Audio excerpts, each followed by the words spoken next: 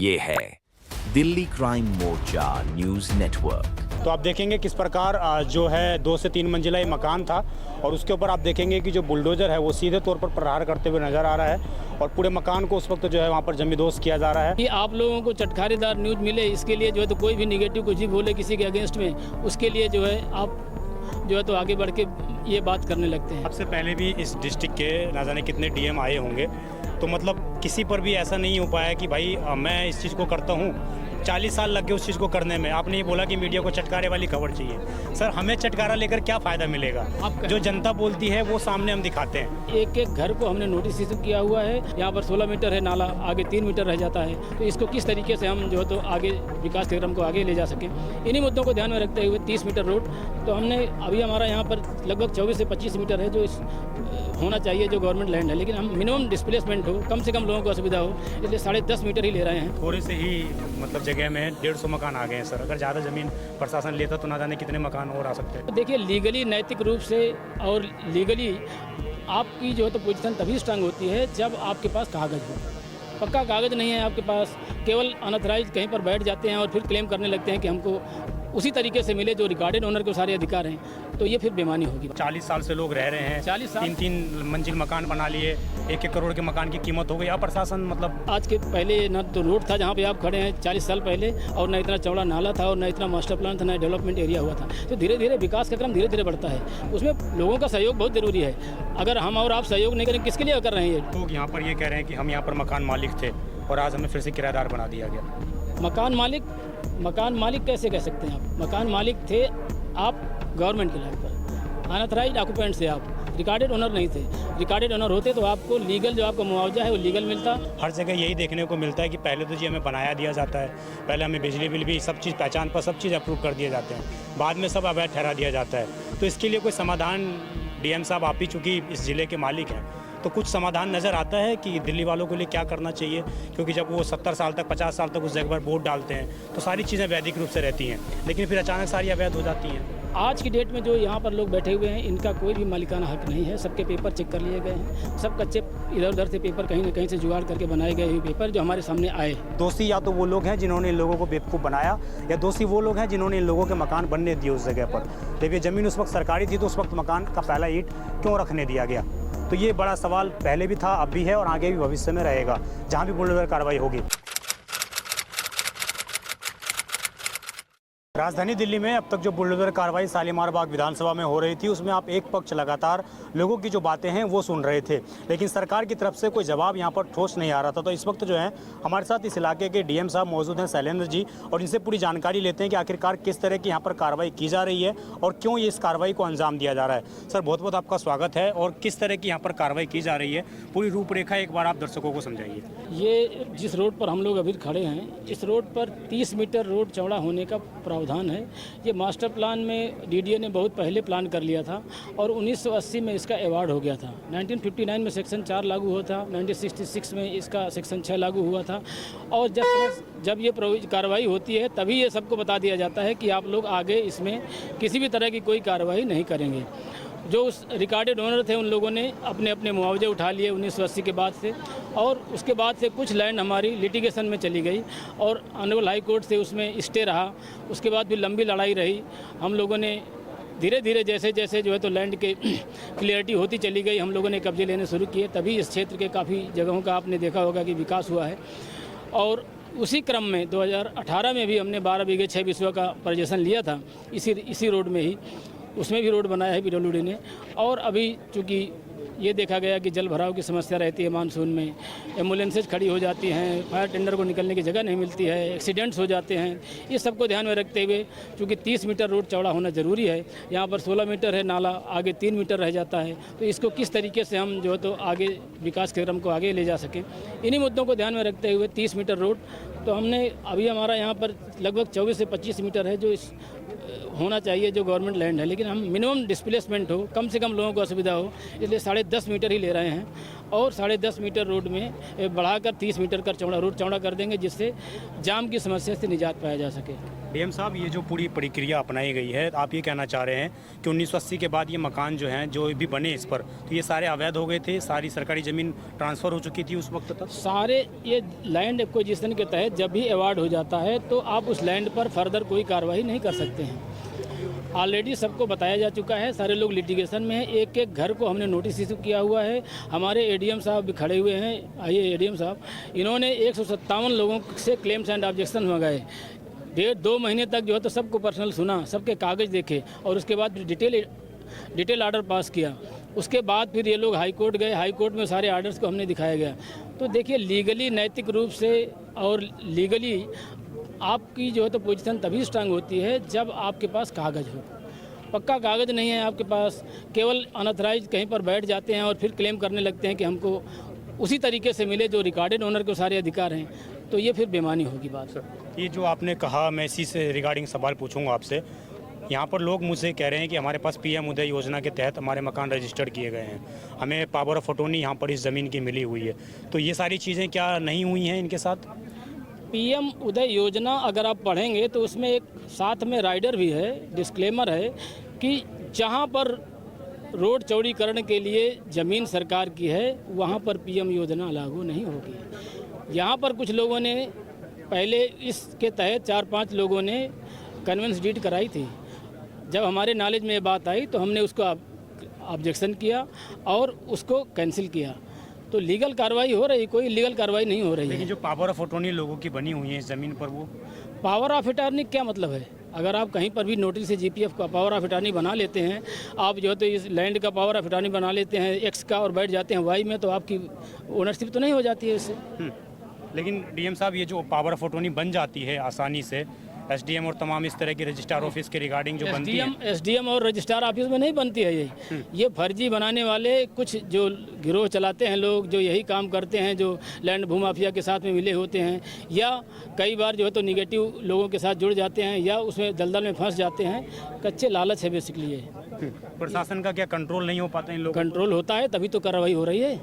तो ये मतलब सर 40 साल से लोग रह रहे हैं, 40 साल 3-3 मंजिल मकान बना लिए, 1-1 करोड़ के मकान की कीमत हो गई, अब प्रशासन मतलब 81 से लिटिगेशन चल रहा है। आप 40 साल कह रहे हैं, मैं 46 साल से कह रहा हूँ। लगातार कार्रवाई हो रही है, लगातार हम पोजीशन भी ले रहे हैं। और आज के पहले ना तो रोड था जहाँ पे आप खड़े हैं 40 साल पहले, और ना इतना चौड़ा नाला था और ना इतना मास्टर प्लान था, ना डेवलपमेंट एरिया हुआ था। तो धीरे धीरे विकास का क्रम धीरे धीरे बढ़ता है, उसमें लोगों का सहयोग बहुत ज़रूरी है। अगर हम और आप सहयोग नहीं करें, किसके लिए कर रहे हैं ये रोड किसके लिए चौड़ा हो रहा है? आप ही लोगों के लिए तो हो रहा है। अगर आप ही लोग आगे नहीं आओगे उसके बाद सारा प्रशासन को दोष दोगे, ऐसे नहीं चलेगा।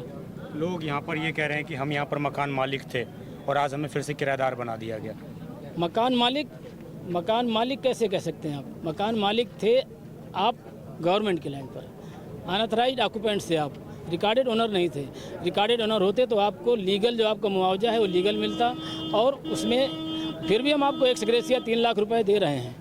तो अगर आप कहीं किसी का चाहे प्राइवेट की लैंड पर हो चाहे गवर्नमेंट की लैंड पर हो, अनऑथराइज्ड मकान बना के ज़बरदस्ती कब्जा करके रहने लगते हैं और कहते हैं कि नहीं ये हमें आप जो है तो हमारे घर को जो है तो उजाड़ रहे हैं, तो ये गलत है मेरी समझ से। हमको अपना ये दृष्टिकोण बदलना होगा और सार्थक पहल करनी होगी। मेरे सारे लोगों से अपील यही है, आप लोगों से भी यही अपील यही है कि विकास के क्रम को तभी आगे बढ़ाया जा सकता है जब सब लोग इसमें भागीदारी सुनिश्चित करें। भागीदारी कब होगी? चूँकि मीडिया का काफ़ी बड़ा और अहम रोल हो जाता है कि आप लोगों को चटखारेदार न्यूज़ मिले, इसके लिए जो है तो कोई भी निगेटिव कुछ भी बोले किसी के अगेंस्ट में, उसके लिए जो है आप जो है तो आगे बढ़ के ये बात करने लगते हैं। प्रशासन बहुत रिस्पॉन्सिबल तरीके से आगे बढ़ता है, सब चीज़ों को ध्यान में रखा जाता है, किसी के साथ जाती ना हो, क्योंकि हर आदमी का लीगल राइट है। यहाँ के लोग भी सुप्रीम कोर्ट तक गए हैं, तो हम क्यों ज़बरदस्ती आएंगे यहाँ पे धूप में खड़े होकर धक्के खाएंगे? कोई शौक है हमको यहाँ पे खड़े होने का? लेकिन आप मेरी जगह में होते तो आप भी यही करते हैं। तो ये सबके अपने अपनी जिम्मेदारी निभा रहे हैं। आपसे पहले भी इस डिस्ट्रिक्ट के ना जाने कितने डीएम आए होंगे, तो मतलब किसी पर भी ऐसा नहीं हो पाया कि भाई मैं इस चीज़ को करता हूँ, 40 साल लग गए उस चीज़ को करने में। आपने ये बोला कि मीडिया को चटकारे वाली खबर चाहिए। सर, हमें चटकारा लेकर क्या फ़ायदा मिलेगा? जो जनता बोलती है वो सामने हम दिखाते हैं।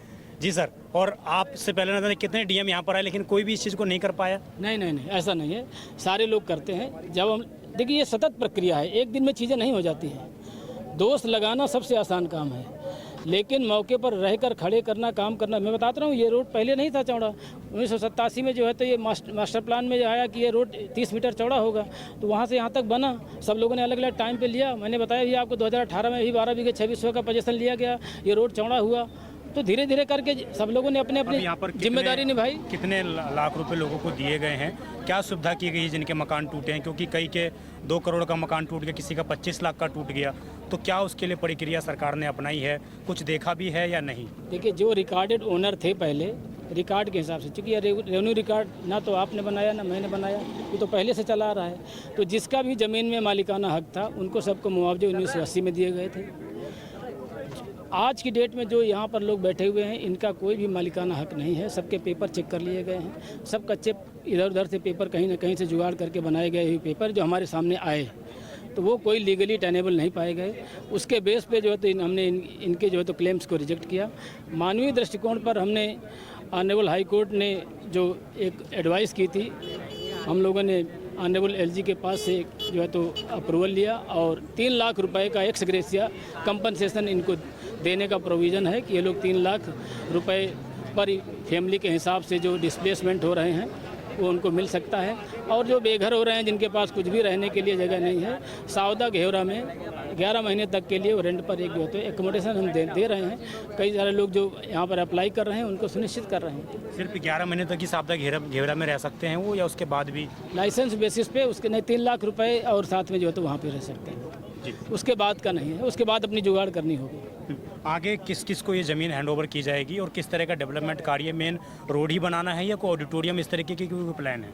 नहीं, चूँकि जगह बहुत कम है अभी, तो हमारी रोड जो अभी देख रहे हैं आप, आगे यहाँ पर 16 मीटर नाला है चौड़ा, और जिस रोड पर आप खड़े हैं 30 मीटर है। आगे 3 मीटर नाला रह जाता है और 19 मीटर रोड रह जाती है। इसको हम 10.5 मीटर करके 30 मीटर रोड कर रहे हैं केवल। तो ज़मीन ज़्यादा नहीं ले रहे हैं, बहुत कम ले रहे हैं। एक 10 मीटर का स्टेज जो है तो 700 मीटर का, ये लगभग 8 बीघे की लगभग ज़मीन पड़ेगी। केवल इसमें 30 मीटर रोड ही बनाने का प्रोविज़न है। और ये हम अभी हमारे लैंड एक्विजिशन कलेक्टर साहब, इनकी टीम, LAC की टीम, SDM साहब की पूरी टीम इस लैंड को पोजीशन लेकर DDA को हैंडओवर करेगी। लैंड एंड बिल्डिंग से DDA को और DDA से फिर PWD को हैंडओवर करेंगे और PWD इमीडिएटली इसमें रोड बनाना शुरू कर देगी। थोड़े से ही मतलब जगह में 150 मकान आ गए हैं सर। अगर ज़्यादा ज़मीन प्रशासन लेता तो ना जाने कितने मकान और आ सकते हैं। अगर हम लोग, जैसा कि मैंने बताया पहले आपको, लगभग 24 से 25 मीटर अगर हम अंदर गहरे से जाते तो हो सकता है ऐसे डबल ट्रिपल होते, लेकिन मिनिमम डिस्प्लेसमेंट हो, कम से कम लोगों का नुकसान हो, विकास के रास्ते को भी आगे बढ़ाया जाए, इसलिए हमने 10.5 मीटर को ही लिया हुआ है। एक छोटा सा निवेदन मैं करना चाहूँगा, क्योंकि अब तक ना जाने मैं कितने ऐसे डेमोलेशन खबर कर चुका हूँ। हर जगह यही देखने को मिलता है कि पहले तो जी हमें बनाया दिया जाता है, पहले हमें बिजली बिल भी सब चीज़ पहचान पर सब चीज़ अप्रूव कर दिए जाते हैं, बाद में सब अवैध ठहरा दिया जाता है। तो इसके लिए कोई समाधान, DM साहब आप ही चूँकि इस ज़िले के मालिक हैं, तो कुछ समाधान नज़र आता है कि दिल्ली वालों के लिए क्या करना चाहिए? क्योंकि जब वो 70 साल तक 50 साल तक उस जगह पर वोट डालते हैं तो सारी चीज़ें वैधिक रूप से रहती हैं, लेकिन फिर अचानक सारी अवैध हो जाती हैं। नहीं, ये जैसे कि आपको पता है कि हर चीज़ का एक SOP है। जैसे आप कहते हैं कि अगर कोई वोटर आई कार्ड बनवा सकता है, तो उसके लिए ओनरशिप होना ज़रूरी नहीं है। भारत का कोई भी नागरिक हो, कहीं पर भी अगर वो 6 घंटे 8 घंटे सो रहा है और लंबे समय तक रह रहा है, तो उसको वोट डालने का हक है। उसमें फिर हम की ओनरशिप नहीं देखते हैं, तो आप ओनरशिप के साथ उसको मत जोड़िए। लेकिन सड़क पे सोने वाले किसी का पहचान पत्र नहीं बनता। विकास नहीं बनता है, कैसे नहीं बनता है? अगर लंबे समय तक कोई सड़क में है, जो डाले रहते हैं झुग्गी और वो सब, उनके देखिए आपके रहते हैं, तो ओनरशिप का अलग है जी। ओनरशिप अलग क्राइटेरिया है और सुविधा अलग है जी। वोटर बनने की सुविधा अलग है, बिजली पाने की सुविधा अलग है, और टेलीफोन कनेक्शन की सुविधा, वो सुविधा है, ओनरशिप नहीं है, मालिकाना हक नहीं है आपका। तो जो आगे के लोग हैं जिनके एरिया में भी डेवलपमेंट कार्य होने वाले हैं, अभी आया है कि और भी फ्लाईओवर और तमाम अंडरपास इस तरीके के दिल्ली के अंदर डेवलप किए जाएंगे, लोगों को किस तरीके का ओनरशिप के लिए क्या क्या डॉक्यूमेंट उनके पास होने चाहिए जिससे वो ये सुनिश्चित कर लें कि भाई मेरा मकान सुरक्षित है, मैं इस इलाके में रह रहा हूँ तो सुरक्षित है? क्या उनको चीज़ें चेक करनी चाहिए? नहीं, देखिए, लोग सजग हैं। मेरी समझ से दिल्ली में रहने वाले लोगों को पता है, सारे लोग पढ़े लिखे लोग हैं। हमारा उद्देश्य केवल अभी इस रोड को चौड़ीकरण करने का है। बाकी जिसके पास लैंड के पक्के कागज़ हैं, प्रॉपर्टी के कागज़ हैं, तो उनको डरने की कोई बात नहीं। जी, बहुत बहुत धन्यवाद हमसे खास बातचीत करने के लिए। और मैंने वो तमाम सवाल आप लोगों से पूछने का प्रयास किया जो आप लोगों के लिए वाजिब थे, लेकिन फिर से एक बड़ा मसला वही कि हमारे देश में करप्शन के कारण सब कुछ हो सकता है, और यही इस जगह पर भी हुआ। 40 साल तक लोगों ने मकान बनाए रहे, बिजली बिल दिया, पानी सब कुछ किया। जो आम लोगों की भाषा है वो मैं आपको सुना रहा हूँ, लेकिन उसके बावजूद आज सब चीज़ों को इलीगल ठहरा कर ये कह दिया गया कि आपने 1980 में ये जगह बेच दी गई थी। अब दोषी या तो वो लोग हैं जिन्होंने इन लोगों को बेवकूफ़ बनाया, या दोषी वो लोग हैं जिन्होंने इन लोगों के मकान बनने दिए उस जगह पर। जब ये ज़मीन उस वक्त सरकारी थी तो उस वक्त मकान का पहला ईंट क्यों रखने दिया गया? तो ये बड़ा सवाल पहले भी था, अब भी है, और आगे भी भविष्य में रहेगा जहाँ भी बुलडोजर कार्रवाई होगी। इस खबर पर आपकी जो भी राय हो कमेंट जरूर करिएगा। मैं विजय ठाकुर अपने सहयोगी इमरोज़ के साथ, धन्यवाद।